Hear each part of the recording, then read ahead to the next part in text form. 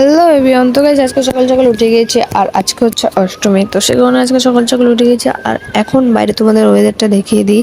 বাইরে দেখতে পাচ্ছ পুরো সুন্দর রোদ উঠে গিয়েছে আর এদিকে আমিও উঠে গিয়েছি। আর এখন করবো মুখে একটু ফেসিয়াল। তো চলো তোমাদের ভিডিওগুলো শেয়ার করে দিই। তো গাইস এদিকে দেখতে পাচ্ছ মুখে লাগিয়ে নিয়েছে, আমার দিদি লাগিয়ে দিয়েছে আমাকে। এটা হচ্ছে কি বলে ফেস প্যাক, যাই হোক। এদিকে ও বসে আছে।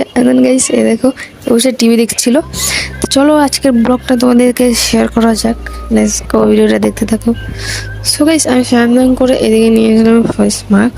আর এদিকে দেখতে পাচ্ছ দিদিও মুখে নিয়ে নিয়েছে, এদিকে ওর মুখ দেখতে পাচ্ছ। চলো ভিডিওগুলো দেখতে থাকো।